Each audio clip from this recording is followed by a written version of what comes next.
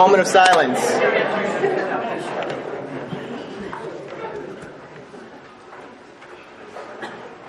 God, grant me serenity to accept the things I cannot change, courage to change the things I can, and the wisdom to know the difference.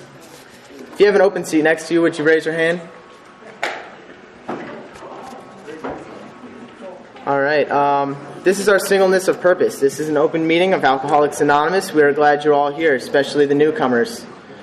In keeping with our singleness of purpose and our third tradition, which states the only requirement for membership is a desire to stop drinking, we ask that all who participate confine their discussion to their problems with alcohol. Is there anyone present who is at their first AA meeting or in the first 30 days of sobriety? If so, please introduce yourself. We ask this not to embarrass you, but so that we may get to know you a little better.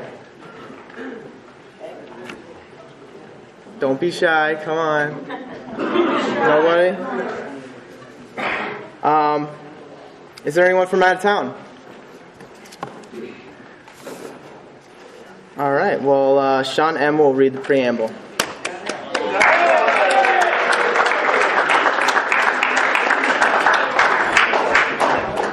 I'm Sean, and I am an alcoholic. And this is the AA Preamble. Alcoholics Anonymous is a fellowship of men and women who share their experience, strength, and hope with each other, that they may solve their common problem and help others to recover from alcoholism. The only requirement for membership is a desire to stop drinking. There are no dues or fees for AA membership. We are self-supporting through our own contributions. AA is not allied with any sect, denomination, politics, organization, or institution, does not wish to engage in any controversy, neither endorses nor opposes any causes. Our primary purpose is to stay sober and help other alcoholics to achieve sobriety.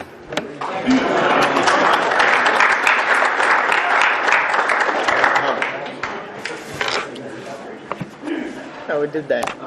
Yeah. All right, Brian will now read the steps. Hey, Brian! Brian, please. Thank you.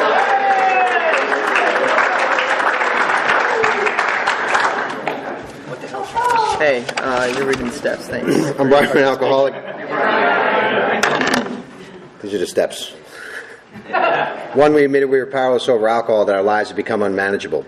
2, came to believe that a power greater than ourselves could restore us to sanity. 3, made a decision to turn our will and our lives over to the care of God as we understood Him. 4, made a searching and fearless moral inventory of ourselves.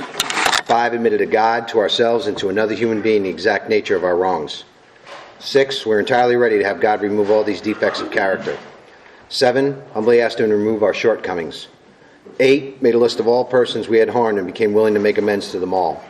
9, made direct amends to such people wherever possible, except when to do so would injure them or others. 10, continued to take personal inventory when we were wrong, promptly admitted it. 11, sought through prayer and meditation to improve our conscious contact with God as we understood Him, praying only for the knowledge of His will for us and the power to carry that out. And 12, having a spiritual awakening as a result of these steps, we tried to carry this message to alcoholics and to practice these principles in all our affairs. Thanks, if you could please silence your cell phones at this time. Also, we ask that if you could please refrain from getting up and down during the speakers, but if you must do so, please do so quietly. If you are going to smoke, we ask you to please be away from any buildings. Please be respectful, for we are guests here at the church. Also, if you have any announcements between speakers, please see our group secretary. Monica. And right now, at this time, I would like to introduce our first speaker, Bob.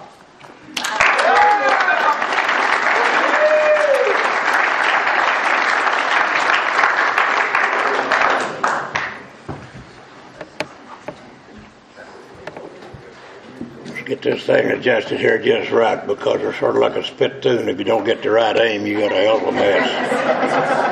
My name's Bob, and I'm an alcoholic. My sobriety date is the 14th day of March of 1980.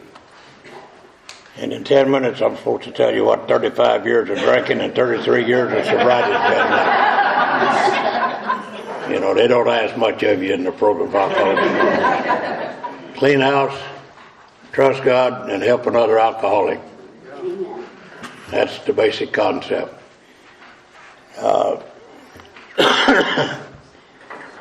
I'm going to take just a minute here to qualify so you won't think that I'm an imposter standing up here. Most of you can tell by looking at me that I've done a little drinking somewhere along the line. But I got on my first knee walking drunk in 1946. I got on my last drunk, got sobered up in March of 1980. And there was a lot transpired during that period of time. You know, when I was 16 years old, I made a major decision that was to affect my life for many years. I decided I'd had all of the discipline that I could handle at home. So I made what I thought at the time was a brilliant decision. I lied a little bit and went in the U.S. Army. 5 minutes in Fort Ord, California, I knew I had made a bad decision. That mess sergeant wasn't near as kind as my old man was. You know, and for the next 12 and a half years, I adhered to that military discipline, and I still do today to a certain extent. But I got on that first knee walking drunk in 1946, and I came into the program of Alcoholics Anonymous in 1980 after a 6.5 year running drunk. And that came about after 7.5 years of sobriety without the program of Alcoholics Anonymous. So I'd like to share with you that I have tried sobriety both with and without the program of Alcoholics Anonymous. And I can stand up here today and tell you from experience it's much more pleasant with the program of Alcoholics Anonymous. At least I've had a lot of help along the way. I've had that home group, I had a sponsor that led me through the 12 steps of recovery and taught me how to live a life of sobriety.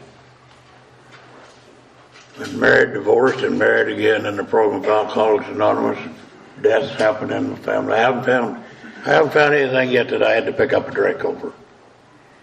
And even to the point of my wife going through breast cancer, me going through open heart surgery, 10 days of living on morphine, man, that is the life. So I made another major decision right there. If I ever fall off the wagon, that morphine's going to be my drug. I never had hallucinations like that when I was drinking.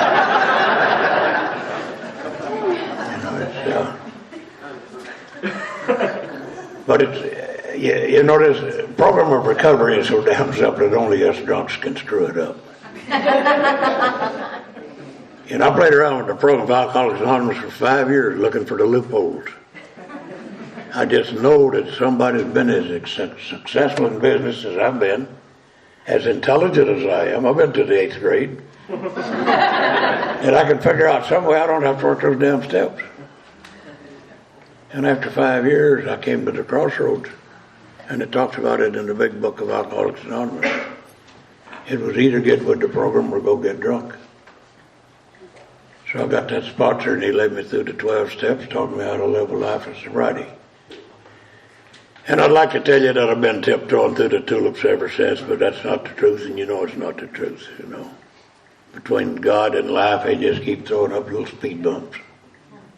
And we learn to handle them.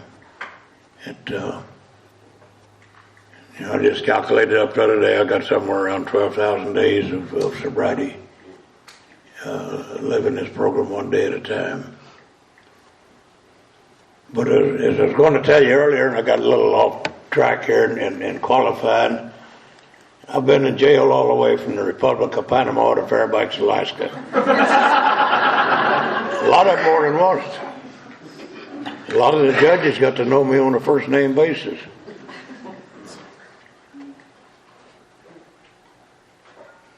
I've lived on the streets a couple of times, both in Anchorage and Fairbanks, Alaska. So you people who lived on the streets down here, don't look at me for sympathy. You know, if you're living out here on the beach under a palm tree, that's right next to heaven as far as I'm concerned. You know, that's the way my drinking career went. after I got on that first knee walking drunk in Fort Ord, California, I wound up in New Orleans for three months. And at that time, if you could crawl up on the bar stool, they'd serve you. I left there and went to Panama. Same story. I just knew I'd died and gone to heaven when I got to Panama. And after the Korean War, they shipped me to Alaska, and the bars were open 7 days a week, 24 hours a day, and I knew I had arrived. But when I came into these rooms, I was bankrupt spiritually and mentally. Financially, I was well off. But there was no more giggles left in the bottle. I'd had all of old Bob that I could stand. I didn't want any more of him. And I was a little bit too chicken shit to think about suicide. I was always afraid I'd hurt myself. And my biggest fear was that I would commit suicide in a blackout. And most of my drinking was blackouts. And the secret to my sobriety has been getting comfortable in my sobriety, getting comfortable in my own skin. And since I got comfortable in sobriety, I enjoy sobriety. I have a lot of fun, and pretty soon here we'll be celebrating another anniversary, both in the program and both in marriage. Been married 29 years. It's been that was another learning experience. Been married twice before, and never worked at it, and I haven't really had to work at this one. I worked on living my program. I made her a promise when we first got married. I said, I'll make the living, you make the living worthwhile. And it's worked very good. So, if you're new, sitting in here tonight, get comfortable in your sobriety. Have fun. It's not gloom and doom. There is life after sobriety. So, an old timer used to say to me, just remember, God loves you, and I'm still trying to.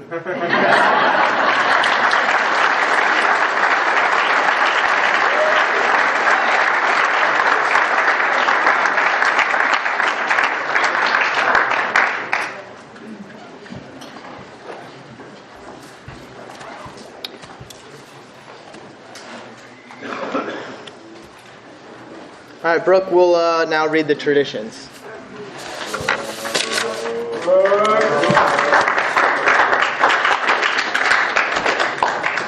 I'm Brooke. I'm an alcoholic. These are the 12 traditions. 1, our common welfare should come first. Personal recovery depends upon AA unity. 2, for our group purpose, there is but one ultimate authority, a loving God, as he may express himself in our group conscience. Our leaders are but trusted servants, they do not govern. 3, the only requirement for AA membership is a desire to stop drinking. 4, each group should be autonomous except in matters affecting other groups or AA as a whole. 5, each group has but one primary purpose, to carry its message to the alcoholic who still suffers.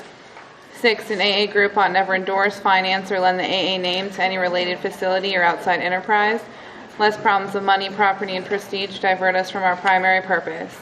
7, every AA group ought to be fully self-supporting, declining outside contributions. 8, Alcoholics Anonymous should remain forever non-professional, but our service centers may employ special workers. 9, AA as such ought never be organized, but we may create service boards or committees directly responsible to those they serve.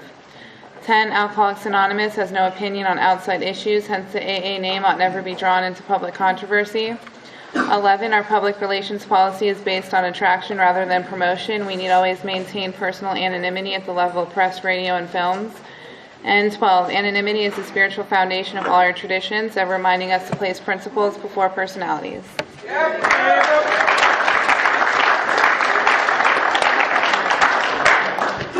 And Shelby will now do the chips.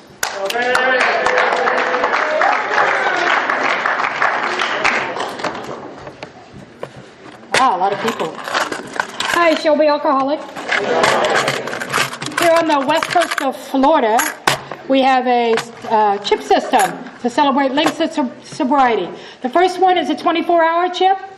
Get a new life. Give up your old one. Anybody the first day of recovery? How about a 30-day chip? 30 days? 30 long nights? Oh, what is this one? 2 months, which is 60 days. No? Oh, come on, you guys. I'm getting bored up here. Okay, 90? 3 months? No. All right, here we go again. 6 months. How about 6? No? Somebody stood up. 9 months? No. Okay, I'm starting to get a complex up here. 9 months. My favorite one, the purple one. All right, how about 1 year? 365 long days. All right, multiples.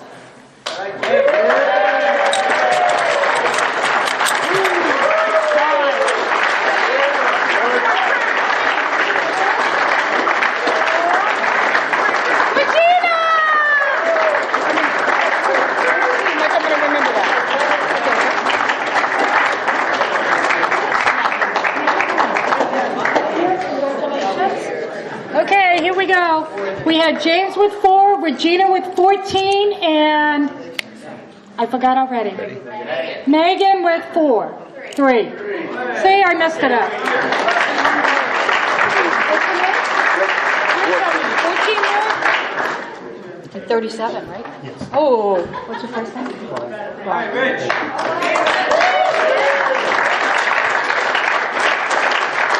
Rick with 14 and Ron with 37.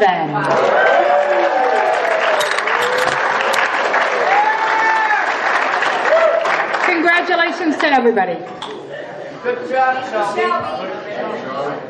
Yeah, thanks,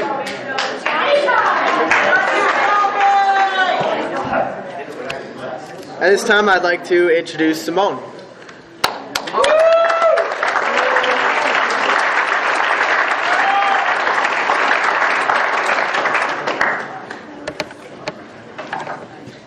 Oh, hi. I'm Simone and I'm an alcoholic. My sobriety date is April the 25th, 1967.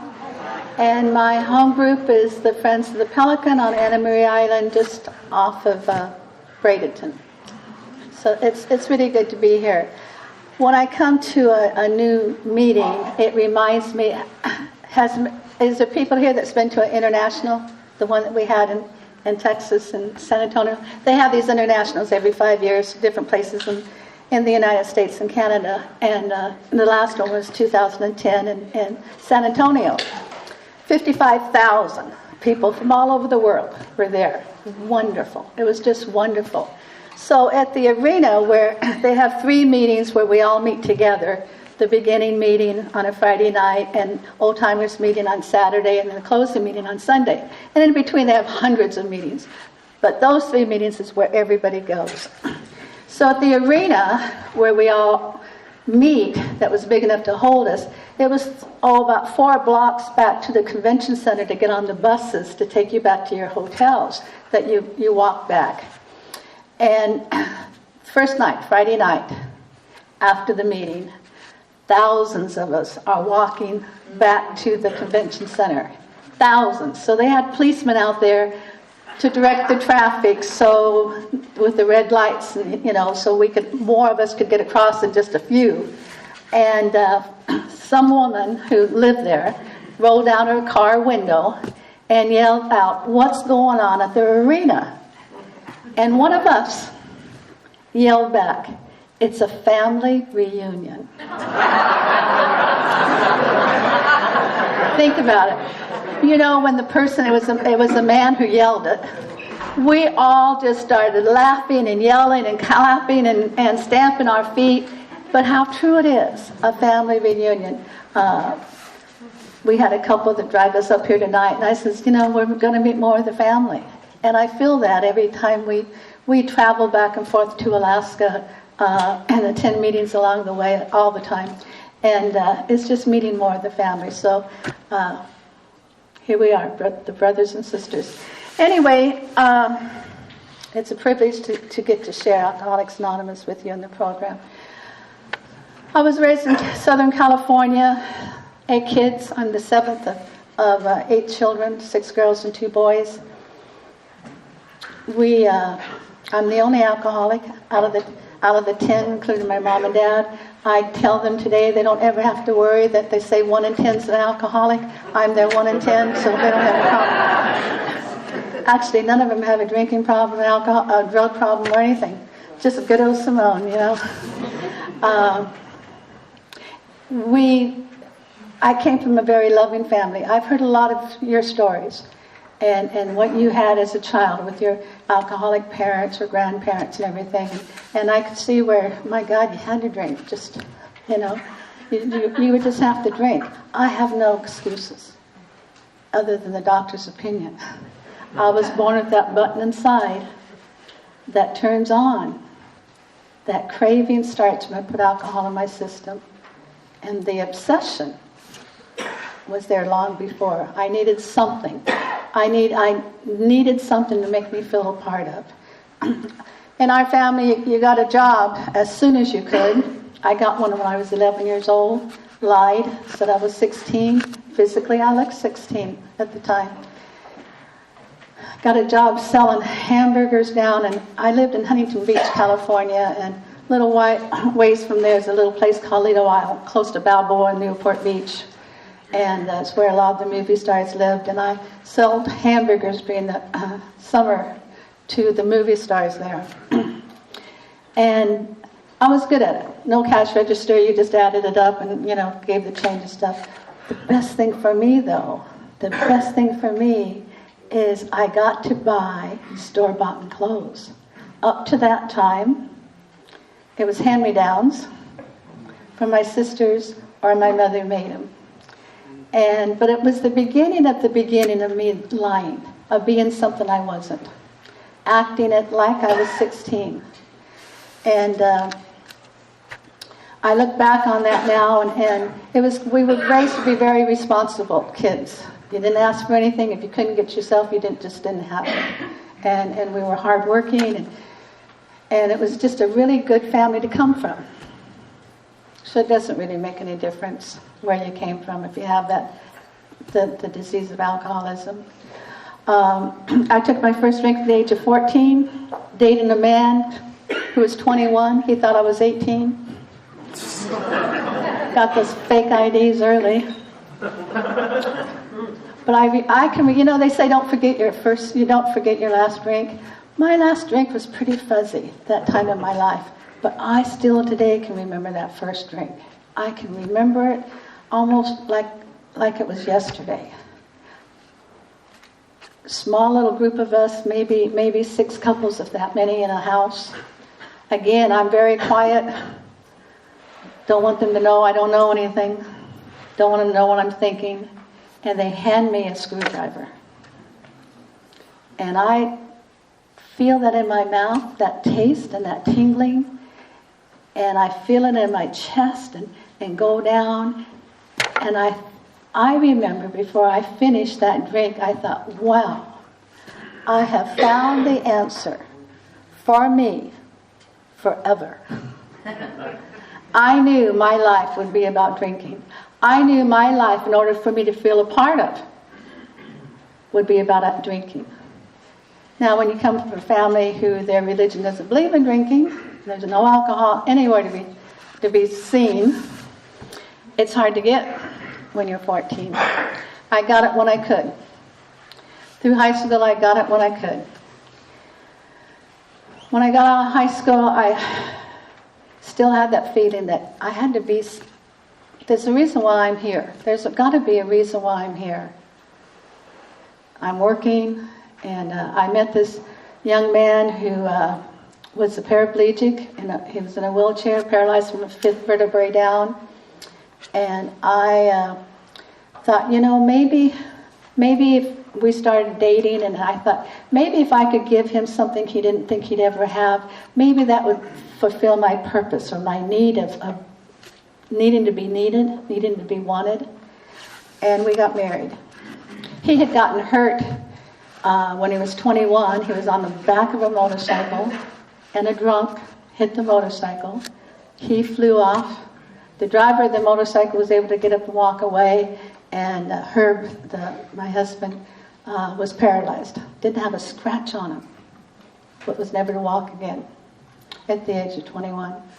Anyway, we got married and we went from Huntington Beach, we went to New York. He attended the Boulevard Watchmaking School. And I had never seen snow from Southern California, and it was in the December. And, I'm straight out of high school, 19 years old, Huntington Beach at that time had 2-story buildings, was the tallest buildings they had. And New York was like another country to me. Oh my God. Anyway, we had taken our car, what I call a California car. It was a convertible. And we had driven it to New York for him to attend school. And he had hand controls where he could drive it. And I had talked him into going into Manhattan during the Christmas holidays. That, I had seen and heard all the pictures about how New York decorates their storefronts and everything. And I said, let's go over there and see the lights.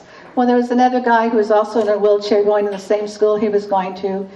So they got in the front seat, and I threw their wheelchairs in the trunk of the car, and we drive through the tunnel and get over to Manhattan. And I can't see really as much as I want to see with the top up. So I've got my bottle back there of wine to keep me warm, and a blanket and some grapes, which I knew I'd forgotten about the grapes, so I'd clean them up the next day. But I talked him into putting the top down so I could see the Christmas lights. Now, the tops in the 60s of convertibles, you had to get out and actually do some manual things to tie them down. They're not like the tops that I've seen since I've been in Florida. The first time we moved here about 6 years ago, we were at the stop sign, and this man was sitting in his car, and all of a sudden I'm behind him, and I see his top, I thought, flying off. The trunk had come up, and this top just slides down there so smoothly inside that trunk, and he drives away. And I think, wow, I wish I would have had that in the 60s. But anyway, I talked him into putting the top down. He let me get out, and I got the top down, and it was wonderful. I felt like I was 6 years old, looking at those tall, tall buildings and the lights and the beauty of it. And I'm really warm with drinking all that wine, and it's wonderful. It was just good. Till I passed out. And I passed out before the top got back up. And they weren't able to wake me up.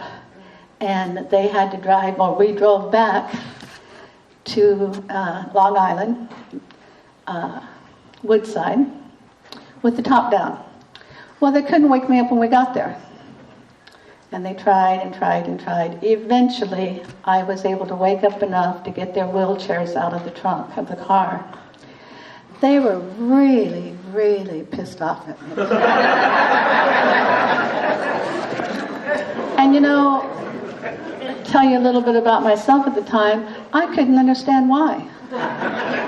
They had each other for company. They had the radio, and they had a heater. What else do you really need? They didn't speak to me for a few days. And I really couldn't understand that. We came back to California, marriage not going well. I'm drinking more and more and more. I'm lying, cheating, stealing, dating, telling him I love him every day. He goes to work in the morning. We tried to adopt a baby thinking that would make me happy. As soon as the baby is 6 months old, where it's legally through the state of California, ours, I start moving things from the top of the shelves in the kitchen. I rent a little apartment without him knowing. And in Huntington Beach, we were living in Garden Grove at the time. And one day, I just leave him a note and said, I've left you. Now this is after telling him I love him every day.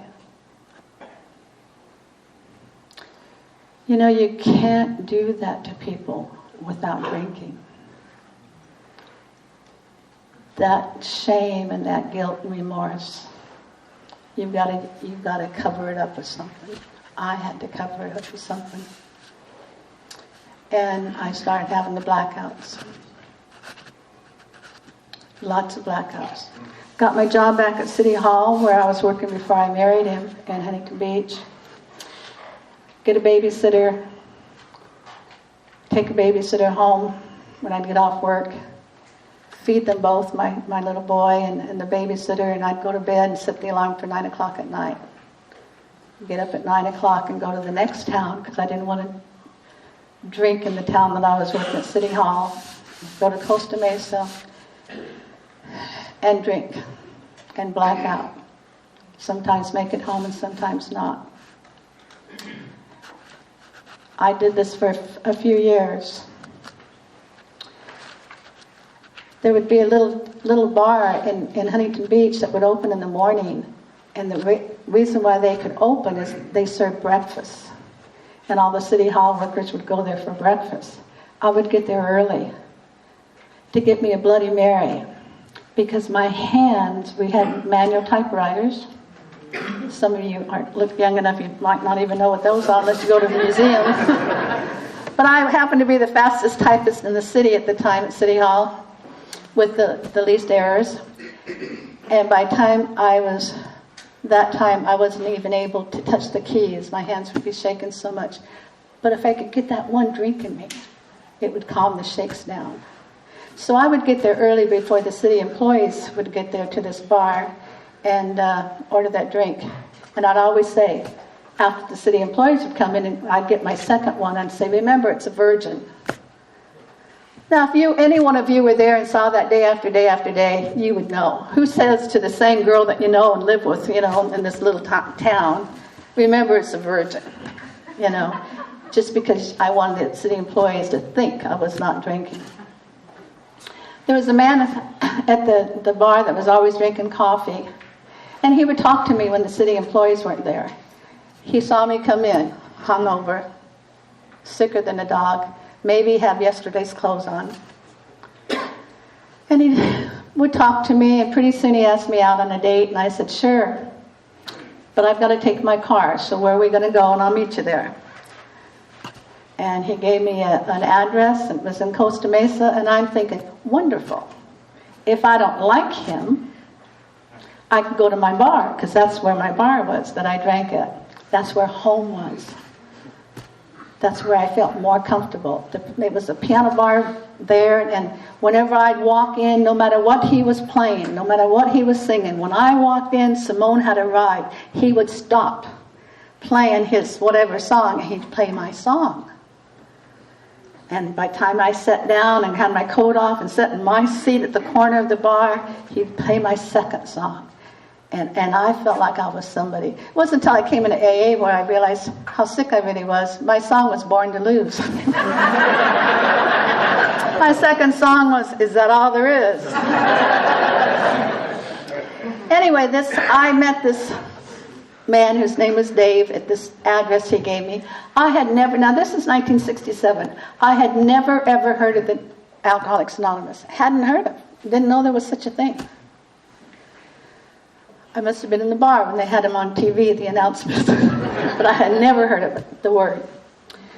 So I drove up to this house of the address he gave me, and on the house it had a sign that said Alano Club. Well, if I hadn't heard of Alcoholics Anonymous, I sure hadn't heard of the word Alano Club. But club meant something to me. And I thought, okay, I don't know what that other word is, but it must be a party house in there. He comes out, takes me in, and this house is converted. There's a pool room over here, a fireplace over there. I immediately look behind the bar and don't see anything interesting to me. Coffee pot and candy and chips. And he introduces me to a few people, and then he says, there's a meeting I'm going to go to in the garage, and would you like to go with me? And I thought, well, I guess so. I'm here, not knowing nothing. Garage is nice and clean, all white, rows of chairs like this. We go in and we sit down, and they open this meeting. Same format you always hear. How it works, 12 traditions.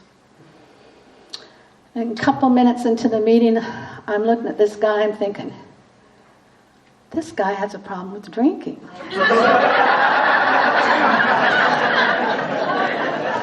And he wants me to help him. By the end of the meeting, I was really, really upset.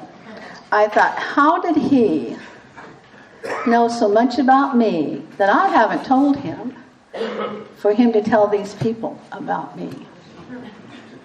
After the meeting, we went to the coffee shop. I thought that was all part of AA, was the coffee shops after the meetings for a long time.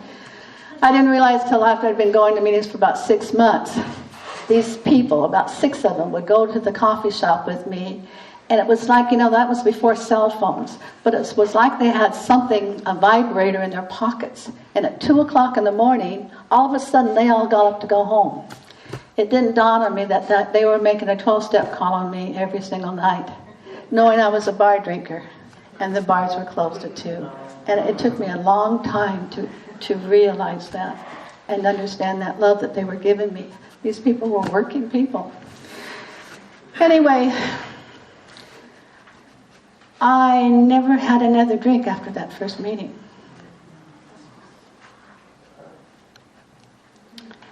But I got sicker and sicker and sicker by attending AA meetings.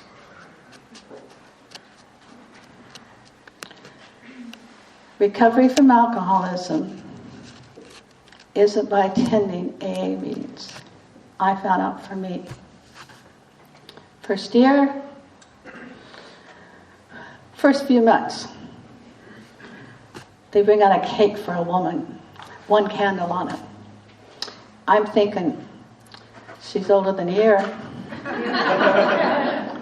Then it dawned on me. And I'm thinking, how corny is that? Give a birthday cake. My third thought was I felt sorry for her. I felt sorry for her that she hadn't had a drink in a whole year. Not long after that, I asked a woman after the meeting, I'm wanting to drink every day. I am wanting to drink every day. I am still lying, cheating, stealing. I'm not changing anything. I'm just not drinking, which is total insanity. I asked a woman after listening to the 12 traditions all the time, or getting bored with what you're saying, so I'm reading them, trying to, while the meeting's going on. And that third tradition, the only requirement is a desire to stop drinking. I don't have a desire to stop drinking, not forever. I asked a woman after the meeting, I said, I guess I'm not a member of this, right? And she says, what are you talking about, Simone? I says, well, that tradition over there. I said, I don't have a desire to stop drinking forever. I said, I'm willing to do it today. I said, it doesn't feel good and I want to drink. But I'm willing not to drink today. But I don't have a desire to stop drinking forever. And she didn't know what to say to me. There was a man that came up behind her and said, Simone, he said there's a long form of that tradition. And it says something about our membership out to include all who suffer from alcoholism. He says, do you suffer from alcoholism? I said, you know what? I suffer. Oh God, I suffer. I suffer more than anybody I know. I said, I don't know from what, but I suffer. He shook his head and he says, why don't you just keep coming back? Within, some of you might have heard of Chuck Chamberlain. He would come to the meetings. They'd had a young people's meeting down Laguna Beach on a Friday night. And we'd go down there and there was about 12 of us. And our format was if you were under 40, you could participate in the meeting. I was 26. That was considered young in AA at that time. And you could come to the meeting if you were over